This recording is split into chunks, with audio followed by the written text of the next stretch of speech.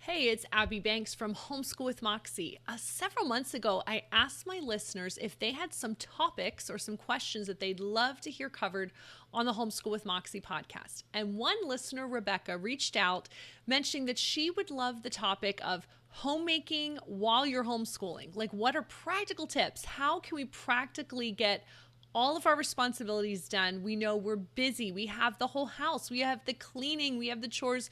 We have the meal planning. We have to take care of the kids, but we've got to homeschool them too. So I asked my friend Kerry Beck from How to Homeschool My Child if she would be able to talk to us about her best tips of how she managed the homemaking chores and the homeschooling responsibilities when she was a homeschool mom. So join us for this episode of the Homeschool with Moxie podcast. This is episode 245. So you can find the show notes at 41more.com/245. And we will link to that below this video. Enjoy this conversation with Kerry Beck.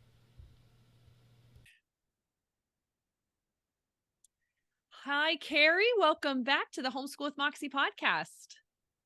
Well, hello, Abby. Thank you so much for having me. Absolutely. So before we jump into our reader question, which you're here as our expert to help answer, just remind people, give us a brief intro into your family and when you were homeschooling, like what was the span of ages of your kids and that type of thing. Well, yes, I'm not homeschooling anymore, but I got grandkids now, and so I don't really do any formal homeschooling, but I always have fun things, and they're excited about that. But I have three kids, and they are all in their 30s now. Two are married, and each of them have two kids that are married. Hunter is our baby. He turns 31 in like 2 or 3 weeks into December. Can't believe I have kids that old. So go back, way back in history. We homeschooled for 10 years. When my oldest was in fourth grade, it was not a good experience. Well, actually, in third grade, we pulled her out half the year. We put her back at this private Christian school in fourth grade, and it just was not a good fit. And I personally just think it was God telling Steve and I, hey, I want y'all to homeschool. And if it has to be like this is what we're going to do to get you there. Because I said I would never homeschool. I didn't necessarily say it publicly. I was a public school teacher for 6 years. And at that time, I just thought homeschoolers were too lazy to get up and get their kids to school. Honesty, so sorry, but I have just done a complete about face and I love homeschooling. I fell in love with it. I think it's awesome. Not just academic, I mean, there's so much beyond academics, but anyway, so we homeschooled for 10 years, all three kids. The two girls graduated from homeschool. Hunter, actually, we moved back here to Texas in his sophomore year, and he ended up going back to that um, Christian high school as well. And so we actually took things sort of a year at a time, but there was a big chunk in the middle for homeschooling. I was really sad. I didn't really want him to go to school. That whole summer, I just kept praying, okay, God, okay. And the Sunday before school started, we had said, okay, you can go, but there's not a place for you. There's a waiting list. So the next day he just got his driver's license. He drove me up to that school and I said, we want to put him on the waiting list. Here's the application. She said, sit down here. I said, okay. Type, type, type. She goes, someone dropped out last night. There's a spot for Hunter. And I was like, okay, God, you're making this quite evident for me. And that really gave me a lot of security. I share that story, not because it has anything to do necessarily with our topic today, but just to say there are times to do different things. I love homeschooling. I think it's awesome. I wish we could have done it the whole time. But God saw otherwise and had other plans. And actually, it was really good because Hunter's three best friends, his like accountability partners, are from that school. And so they're all in their 30s and they still keep up and they're still walking with God together. So little side track right Yeah, there. that's awesome. So, Carrie, homeschool moms, like we have so much on our plates, right? Because we have to homeschool the kids, but we still live in the house and we still have to feed everyone. And really, it does get overwhelming, especially like, say, if moms had their kids at public school, had the whole day, and they could do whatever they needed to do. Now the kids are home, there's always messes, right?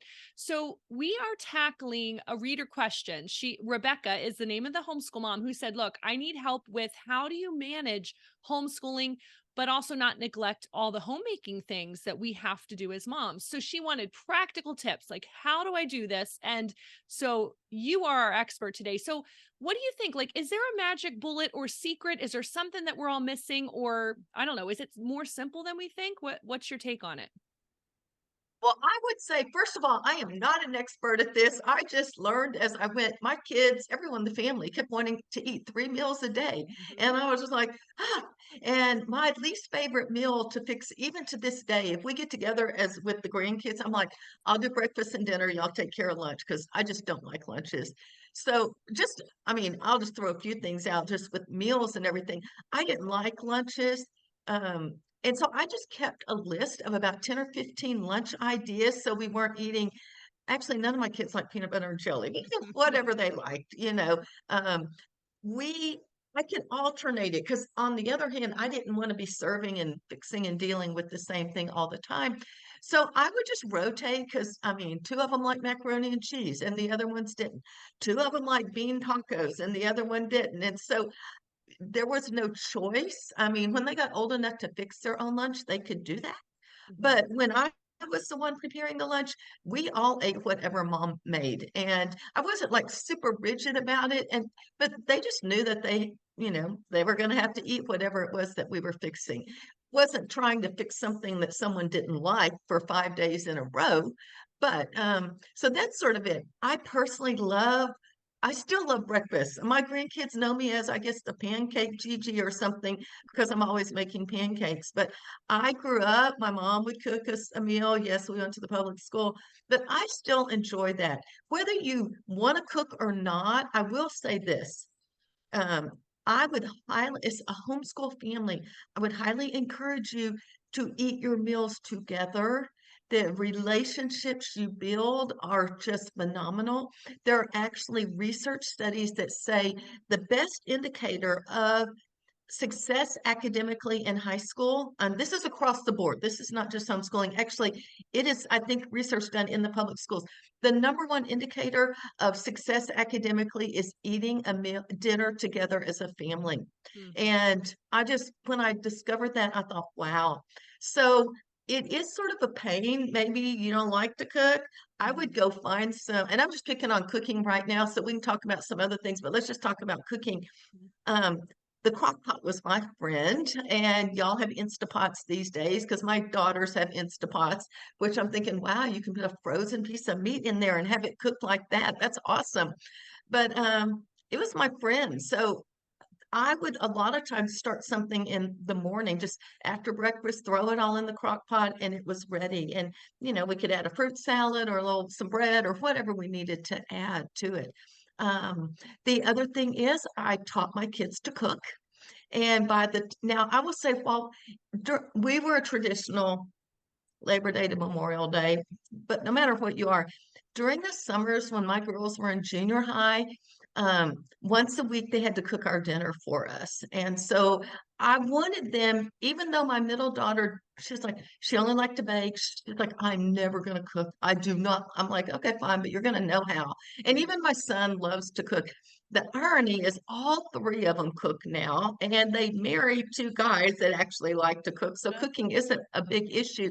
My daughter, who didn't like to cook in junior high, she's a phenomenal cook and she actually enjoys it and she bakes as well. So if you have kids that don't like it, just be patient. Their views can change as well. So I believed in I didn't do that as much for me. I did that because I wanted them when they left to know how to cook. And I Mhm. didn't want them having to, one, if it wasn't in their budget to go out, they could actually cook meals. And so, plus, I just think it's a fun thing to do as a family as well. That doesn't mean it's fun every night, but so a few things would be keep a list of whatever meals you need, breakfast, lunch, or dinner. Um, get your kids to participate. I did interview one of my friends, Amber, and she said by the time her kids were like maybe 4 years old, they could get up and get their breakfast on their own because she didn't cook breakfast. And I thought, that's really true. My 4-year-old granddaughter could get up there and she could get either some cereal, they have some protein bars, they have, like yogurt sticks Mhm. and applesauce and all that kind of stuff. So really little kids could actually fix their own meal as well. So, um, that would be it. And then I did meal plan. I wasn't consistent, but I would just make sure. I hated it when we get up from breakfast or lunch especially, and we get up from what's for dinner, and I'm thinking, oh my Yes. gosh, we just finished lunch. Why are y'all wanting to know what's for dinner? My life was smoother. I wasn't stressing out at 5 to Yes. figure out what we were eating. So I did try to keep a meal plan. And if you don't like that, just Mhm. make a 30-day meal plan and just rotate it every single Yes. month. It doesn't have to be super creative either. You can just depend on, the easy type of meals that you like to fix. So Mhm. that's all cooking that I don't know what else you want to talk That's about no, that's that. helpful because that's like one of the biggest things we have to deal with. I'm one of those moms, I don't cook breakfast. My kids have always gotten their own. Like I'll get lunch together and supper, but I don't like to cook personally. Like that's one of my things is like, "Oh, you guys need to eat." Like I have to, but I do love your crock pot idea and the 30-day meal plan. That's helpful. And if you don't love cooking, it doesn't have to be fancy and it doesn't have to be overwhelming. Like make it simple, right? Keep it simple. And the lovely thing is we're not homeschooling till 5 o'clock. So you usually have time in the afternoon to even if you need to do some stuff, right? We have time in our schedules to make it work. So So true. And I will just say, my kids, um, they do things differently than me, but I'm looking especially at my girls because my son is really into health and he does all these healthy things. So mhm, but they get the bag salad. I don't mhm, get the bag salad. I still don't, but they get the bag salad because they want their kids to have a salad, but yeah. they don't want to have to fix it themselves. Mhm, They may get a pork tenderloin that's already got the rub all over it, and all they have to do is throw it in the oven or on the grill or something mhm, like that. So find what works for you. And just because mhm, I like to cook doesn't mean you do. Find mhm. what works. I mean, my other daughter, the one likes bake, the other one doesn't, but the one that doesn't, she's just always getting the slice and bake.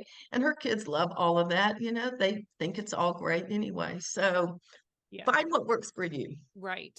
Now, the struggle is, okay, homeschooling, we're like, this is kind of my priority, right? Like I can't just ignore it, get all my housework done and then go, oh yeah, I need to homeschool the kids. So what do you think about, the time of day? Are there specific times a day that have worked best for you guys? How did you structure your daily schedule to balance the homeschooling and the homemaking?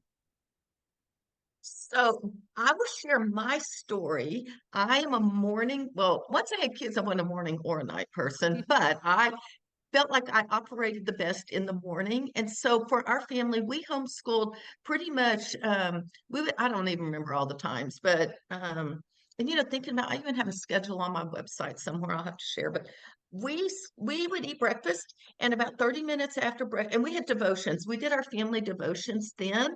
Mhm. Um, just because, as my husband says, he finished first and he had a captive audience because they were all still eating. But that was sort of our time to do that. Then, about 30 minutes after breakfast, that gave them time to get dressed, clean up their room if they could, play the piano, just get ready for school. And then I'm going to say around 8:30 or 9 to 12 or 12:30, we homeschooled. If it wasn't done, I was done. And I did not do. Now we did fun things.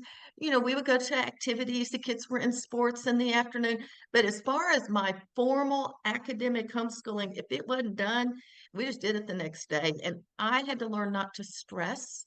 I can lean towards type A, but God has added some flexibility once those children came along. And I realized, and I remember when I first had Ashley, our oldest, I read something about if you keep a to-do list and you have a baby, put every item on for 3 days in a row, because one of those 3 days you'll probably get it done. And that sounds silly, but it just relieved me from the check the box thing. Yeah. And so I was like, okay, now I could do that in homeschool because we actually had to get some things done. But, we would just homeschool. I was not tied to a curriculum. When Memorial Day hit, we stopped. And then when Labor Day came around, we just picked up from wherever we are. We still learned, we still read in the summer. If you looked at it, you'd still think we were sort of homeschooling because of the activities. But, as far as math or a history curriculum, I remember we were in the middle of Rome. and we just stopped at Memorial Day. We picked it up at Labor Day. And so some of that's organization and planning, but I had to just take a step back, relax, remember that as a public school teacher, I never finished anything within a year. You know, I never finished the social studies curriculum or the science or the math or any of it. And Mhm. so too often we put so much pressure on ourselves to do all these things in homeschool. Then we've got to clean, then we've got to go to the grocery store. We've got to do all these things. I would say, and I know I'm sort of rabbit trailing and rambling around, but one of the things too is give yourself grace and patience and just take a step back and enjoy your kids because I can guarantee you now that I am looking back, they are gone like that. And all of a sudden, you're remembering them running across as 2-year-olds across the kitchen floor, and all of a sudden they're on their own and they got their own 2-year-olds and stuff. So, give yourself grace and patience and just give yourself patience. I say that. And the other thing I guess I'm thinking of is that isn't to say kids should be lazy and not work through whatever it is. You have to sort of look at a kid's heart and you know your children best. So if they're being lazy, I think you do have to deal with that. But sometimes I just plan way too much in a day and I needed to take a step back. So that's sort of my planning day. And the afternoon, if they had to work on their own, they could read on their own. That was my time. I actually worked from home. And so I didn't want my kids' memory of me all day long to be the back of my head staring at a computer. And Right. so I was completely focused on homeschool in the morning. Mhm. All the other things, the grocery shopping, the take the kids wherever, the work at home. And I wasn't working 20 hours in the afternoon, but I was working during the afternoon. I didn't do that during homeschool time. I was completely focused on homeschool during that morning time. Now I have a friend from high school and she's a night owl, and I could never imagine doing this. But seriously, they did their homeschool from 6 at night to like 10 at night. And I'm just thinking, oh my Wow. goodness, there is no way.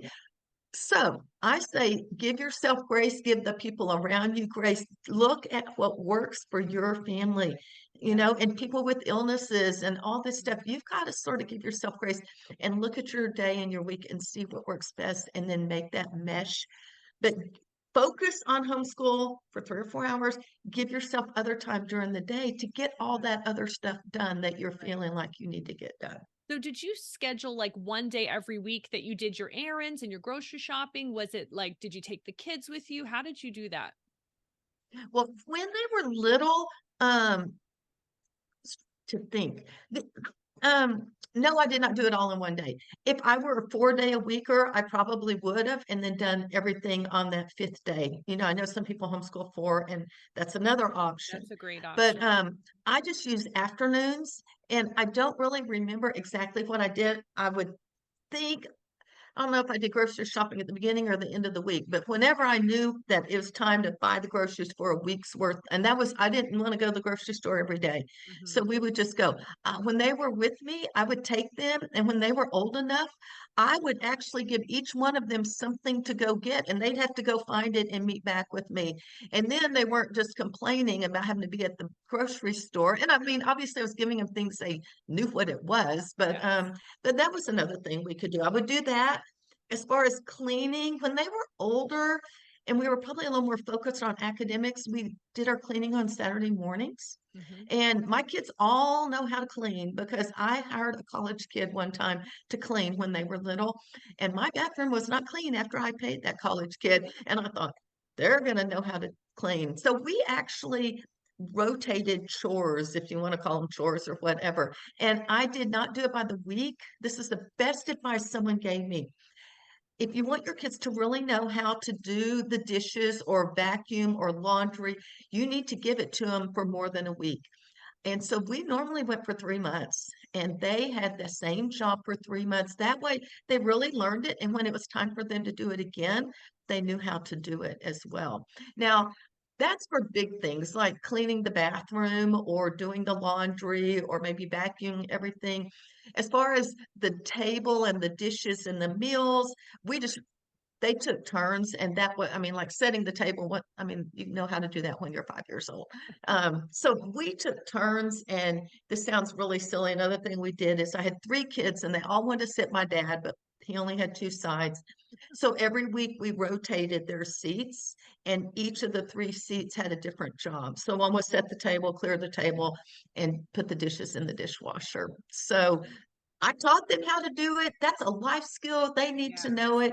And it wasn't all on me. And that way, as we did their chores, if they had to get the bathroom clean, they could pick the day that they needed to. We just had to be clean by a certain time or the Right. laundry done or whatever. Right.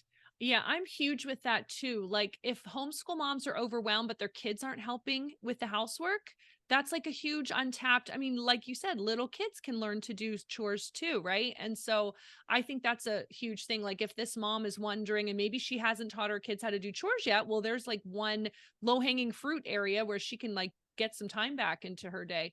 So when you're working with homeschooling and homemaking, what kind of things did you do to make sure you still had some personal time? You kind of mentioned working too. Like, is there any other tips for moms? Because this is another thing where we feel so burnt out, especially when the kids are little. How did you make time to get like personal goals done and that type of thing? Well, I mentioned I'm a morning person.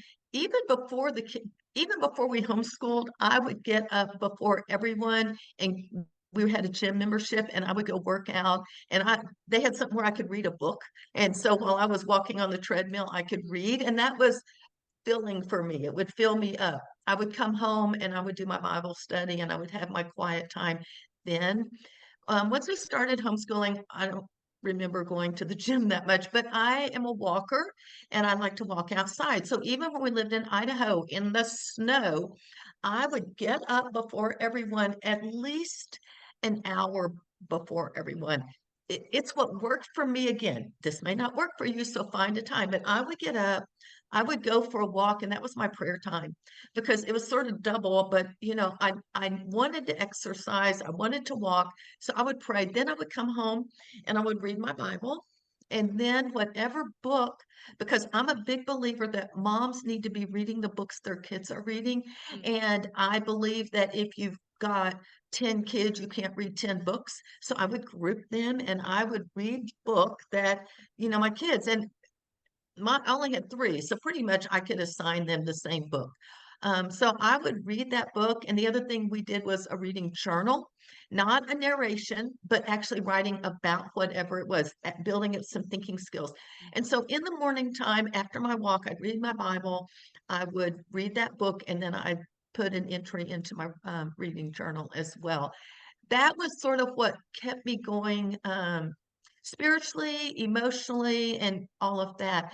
As far as time with friends and all of that kind of stuff, to be honest, I don't really remember like planning coffee dates like I do now. I do remember getting together with other families, like to let the kids play together or hang out, and that would be my chance. Or we would get together as families and have meals together, and we would take turns being in each other's home. And that for me, I mean, I like having people that may stress you out, but I like having them over. But I would also go to other people's, and that was relaxing.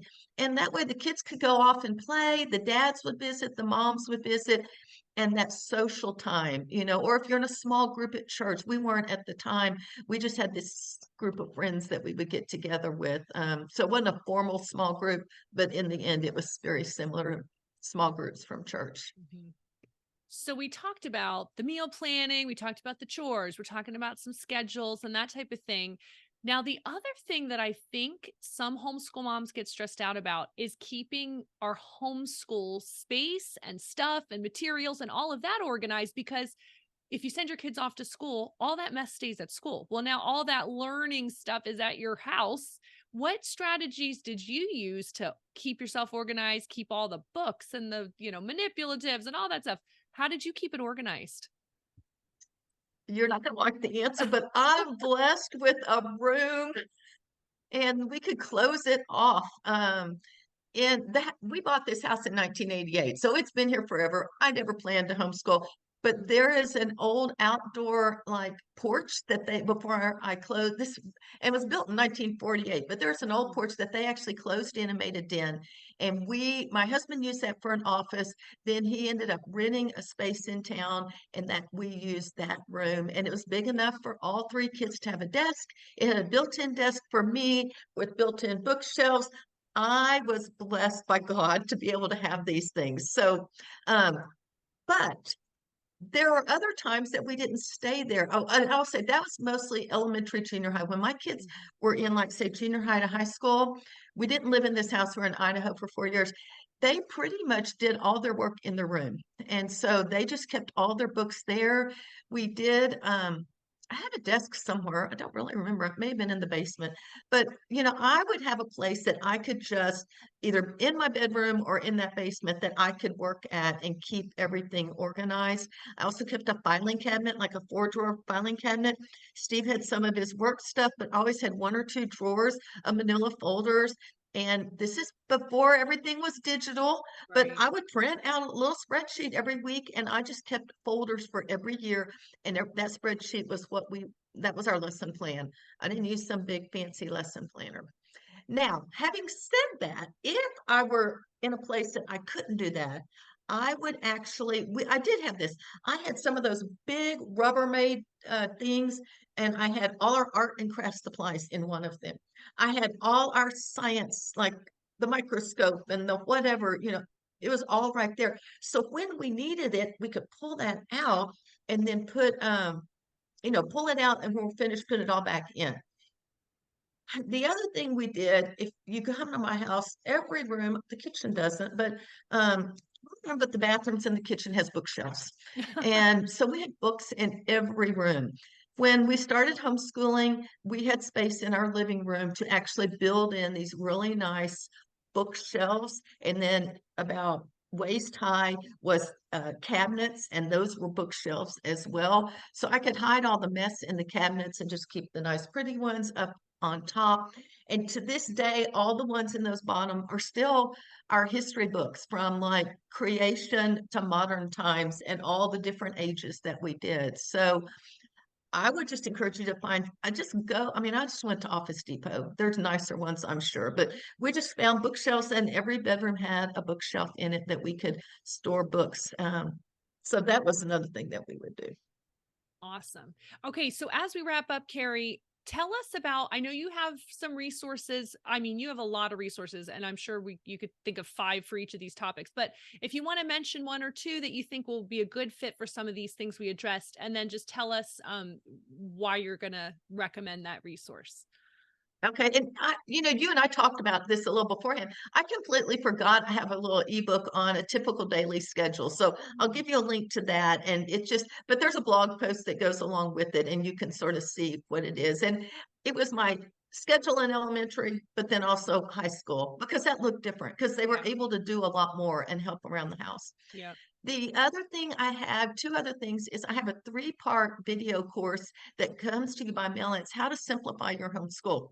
And it just sort of helps you take a step back. And I think y'all be listening to this at the end of this year, beginning of the year. So a lot of times moms are sort of trying to, I want to simplify, I want to figure out what I'm doing. So there are some things in there for goals. And I know it's sort of middle of a school year for some people, but that might be a time to just sort of step back. And we talk about kid goals, family goals, short term, long term, and other ways to get organized and simplify your life.